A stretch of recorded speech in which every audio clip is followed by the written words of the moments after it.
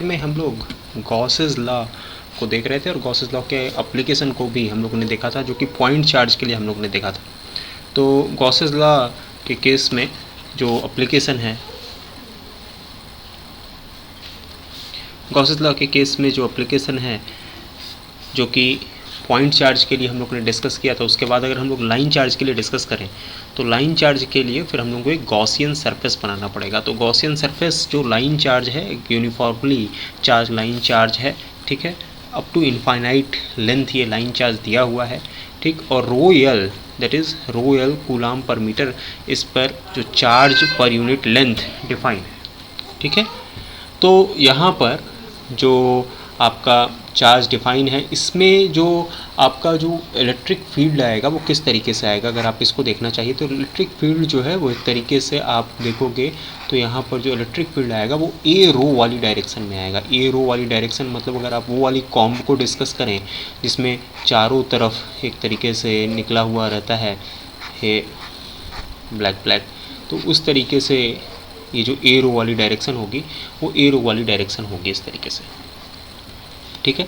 तो ये एरो वाली डायरेक्शन होगी, मतलब यहाँ पर अगर हम लोग इस पॉइंट पर डिस्कस करेंगे तो इस तरीके से आएगा, इस पर्टिकुलर पॉइंट पर डिस्कस करेंगे इस तरीके से आएगा, इस पर्टिकुलर पॉइंट पर डिस्कस करेंगे तो आपका आउटवर्ड, रेडियली आउटवर्ड। तो इस तरीके से अगर हम इसके टॉप व्यू को देखें तो इस तरीके से, यहाँ पर इस तरीके से, यहाँ पर इस तरीके से, यहाँ पर इस तरीके से, यहाँ पर इस तरीके से, यहाँ पर इस तरीके से, यहाँ पर इस तरीके से, यहाँ पर इस तरीके से, तो इस तरीके से पूरी तरीके से रेडियली आउटवर्ड यहाँ पर रहेगा, ठीक है। अब देखिए यहाँ पर जो आपका चार्ज दिया हुआ है जो रोयल है, ठीक। तो अब अगर हम लोग यहाँ पर एक सिलेंडर जो हम लोगों ने यहाँ पर जो बनाया हुआ है इसके चारों तरफ गॉसियन सरफेस, वो हम लोगों ने रो रेडियस का एक सिलेंडर बना दिया है, ठीक है। रो रेडियस का हम लोगों ने एक सिलेंडर बना दिया है, ठीक। और अगर अब हम लोग यहाँ पर जो charge enclosed, overall charge enclosed अगर हम लोग एल लेंथ मान के चलेंगे, अगर हम लोगों ने मान लिया कि ओवरऑल लेंथ क्या है, this overall length is L, ठीक है। तो यहाँ पर अगर हम लोग ये ओवरऑल लेंथ को स्मॉल एल या कैपिटल एल किसी से भी रिप्रेजेंट कर लें, स्मॉल एल से ही रिप्रेजेंट कर देते हैं, जो चार्ज इनक्लोज्ड आएगा that will be row L into L, that will B Q enclosed, ठीक है। ये क्यू आपका इनक्लोज्ड आ जाएगा, ठीक। और क्यू इनक्लोज्ड को अगर हम लोग फिर यहाँ पर integration of D dot d S से रिप्रेजेंट करना चाहें तो डी एस इस पर्टिकुलर सरफेस पे क्या होगा, तो डी एस इस पर्टिकुलर सरफेस पे बताइए, ये वाला जो सरफेस होगा जो कि एक तरीके से सिलेंडर का जो आउटर सरफेस होगा वो एक तरीके से कैसा होगा डी एस, तो उसमें आप एरो वाली डायरेक्शन होगी, तो इसमें 3 डायरेक्शंस होती हैं सिलेंड्रिकल में, एरो कैप होती है, ठीक है ना, फिर क्या होता है आपका ए फाई होता है और कौन सा होता है ए जेड होता है, तो ये 3 डायरेक्शंस होती है, ठीक है। तो आपका जो ओवरऑल जो सरफेस आएगा तो ये जो बनेगा इस तरीके से, वहाँ फाई और जेड वाले को मिलकर बनेगा, तो आ जाएगा rho D phi D Z. और यहाँ पर जो लिमिट होगी ओवरऑल फाई की जो लिमिट होगी वो 0 से लेकर के 2 पाई तक वेरी करेगी, ताकि ये पूरा का पूरा रेडियस, पूरा का पूरा सर्कल बन पाए। और जो जेड की वैल्यू होगी, जेड की value 0 to L, small L तक वेरी करेगी, ठीक है। तो अगर हम लोग इस तरीके से देखें तो यहाँ पर क्या आ जाएगा, यहाँ पर रो आ जाएगा, रो दैट इज़ रेडियस, ओके। फिर डी फाई को अगर आप इंटीग्रेट करोगे तो फाई आ जाएगा, लिमिट क्या हो जाएगी 0 टू 2 पाई, और जो जेड वाला आ जाएगा उस पर जो लिमिट आएगी वो 0 टू एल आ जाएगी।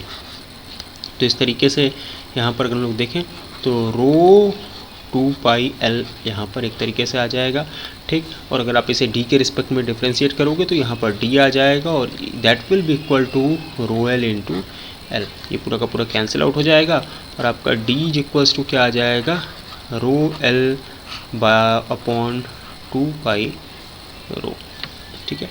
इस तरीके से यहाँ पर आ जाएगा, ठीक। तो एक तरीके से अगर आप देखिए तो यहाँ पर क्यू इनक्लोज्ड, चार्ज इनक्लोज्ड को यहाँ पर दिखा रहा है रो एल इंटू एल से, that is Q, and D dot d s, तो यहाँ पर डी एस को जो है ऑलरेडी आपको दिखाया कि यहाँ पर 2 पाई रो एल आएगा, ठीक। और जो डायरेक्शन होगी वो कौन सी डायरेक्शन होगी, एरो वाली डायरेक्शन होगी।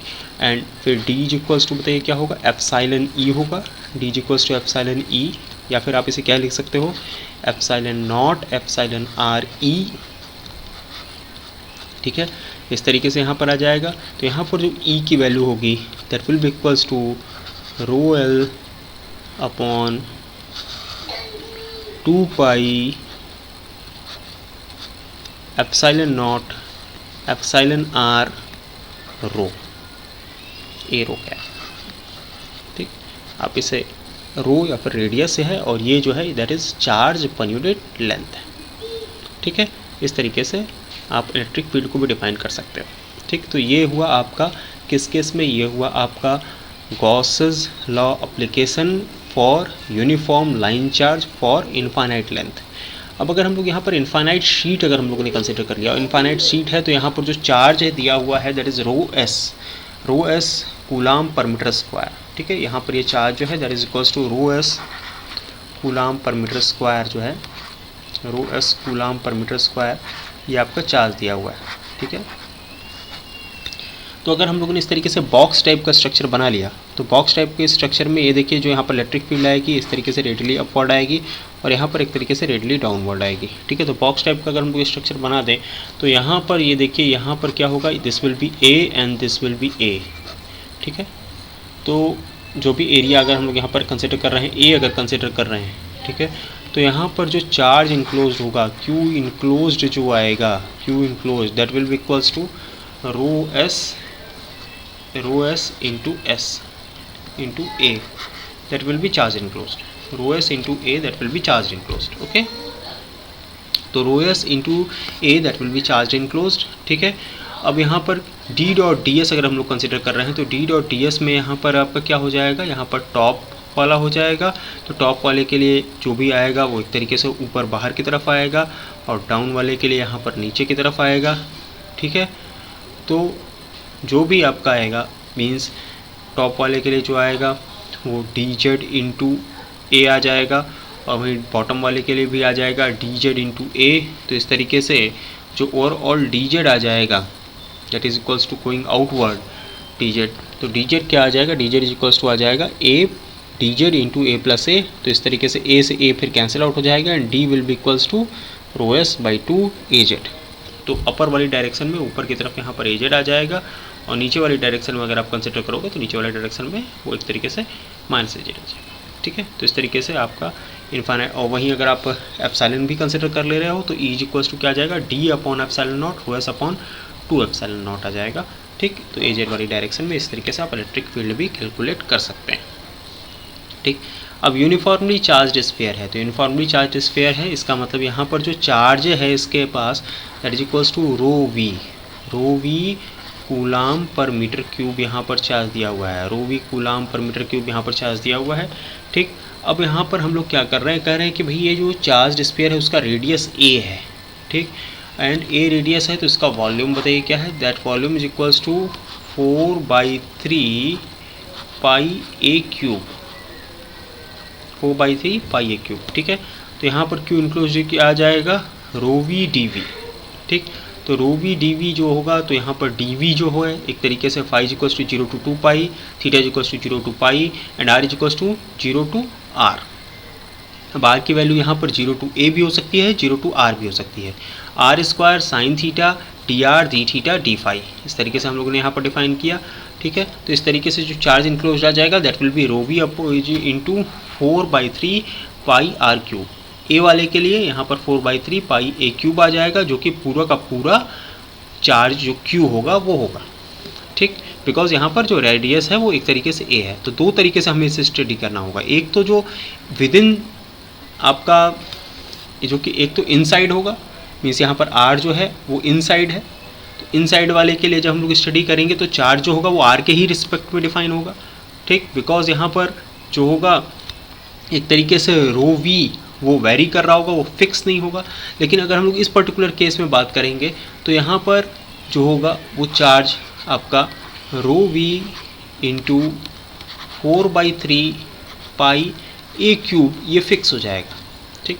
लेकिन यहाँ पर आर के हिसाब से वेरी कर रहा होगा, ठीक है। फिर अगर हम लोग सरफेस फ्लक्स नेट फ्लक्स की बात करें जो कि इक्वल तो होता है चार्ज इनक्लोज के डी डॉट डी एस, तो यहाँ पर फिर radially outward d dot d s, इसको हम लोगों ने ऑलरेडी कैलकुलेट कर रखा है 0 to फाई। हम लोग जो पहली बार हम लोग डिस्कस कर रहे थे तो बता रहे थे कि स्फेरिकल कोऑर्डिनेट सिस्टम में जो आता है that is equals to d r d theta d phi r g theta आता है और फिर r sine theta d theta आता है, तो इस तरीके से r square sine theta d theta d phi आता है। थीटा की वैल्यू 0 to पाई चेंज होती है और फाई की वैल्यू 0 to 2 पाई चेंज होती है।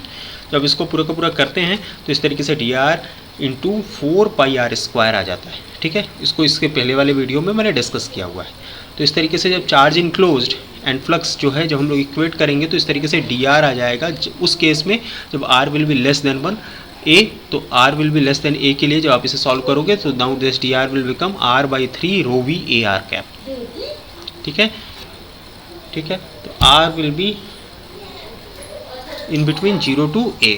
ठीक, अब दूसरा वाला केस हम लोग डिस्कस कर रहे हैं। दूसरे वाले केस में जब r की वैल्यू जो होगी वो a या फिर a से बड़ी होगी।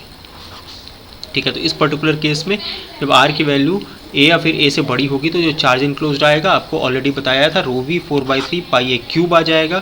ठीक है ना, phi equals to d dot d s आ जाएगा, d r into 4 pi r square आ जाएगा। ठीक है, 4 पाई आर स्क्वायर आ जाएगा। देखिए फाई इक्वल्स टू, ये तो एज इट इज़ रहेगा बिकॉज फ्लक्स जो नेट फ्लक्स होगा वो तो सेम होगा, d r dot d s आ जाएगा। ठीक है, तो इस केस में जो आएगा वो आ जाएगा ए क्यूब डिवाइड बाई, आप जब इसको सिंप्लीफाई करोगे तो आपकी बार ये आर क्यूब था पिछली बार, यहाँ पर आर क्यूब नहीं रह जाएगा, तो पिछली बार इसीलिए डायरेक्टली प्रोपोर्शनल टू आर आ गया था। अगर आप देखिए लास्ट बारी जो टर्म आया था उसमें डायरेक्टली प्रोपोर्शनल टू आर था, लेकिन यहाँ पर जो है inversely proportional to r square आ जाएगा। ठीक, कब? जब r will be less greater than equal to a. तो इस तरीके से अगर हम लोग दोनों ही केसेस को सम अप करेंगे तो d will be equals to r by 3 rho v a r cap. ठीक है ना, and a cube by 3 r square rho v a r. इस तरीके से यहाँ पर डायरेक्टली प्रोपोर्शनल टू आर हो गया and inversely proportional to 1 upon r square हो गया। ठीक, अब इसमें आप क्या कर सकते हो, आप इसमें एक तरीके से अगर इसका आप ग्राफ प्लॉट कर रहे हो तो इस तरीके से आ जाएगा। ठीक, ये डायरेक्टली प्रोपोर्शनल टू आर है और यहाँ पर inversely proportional to r square है। ठीक, तो इस तरीके से गॉसेस लॉ का एप्लीकेशन करके आप ढेर सारे एप्लीकेशंस हैं जिसमें कि आप बहुत ही आसानी से सॉल्व कर सकते हो इलेक्ट्रोस्टैट्स की प्रॉब्लम। ठीक, नेक्स्ट लेक्चर में हम लोग मैक्सवेल का जो फर्स्ट इक्वेशन था इस लेक्चर्स में हम लोग ने डेराइव किया। ठीक है, that is equals to del dot d equals to rho v. ठीक, नेक्स्ट लेक्चर में मैक्सवेल के जो सेकेंड, थर्ड और फोर्थ आपके इक्वेशन है उसके तरफ हम लोग पढ़ेंगे और मैक्सवेल के चारों इक्वेशंस को डेराइव करना ही जो है वो इस पर्टिकुलर यूनिट का मकसद है, तो इसको हम लोग करेंगे। Thank you.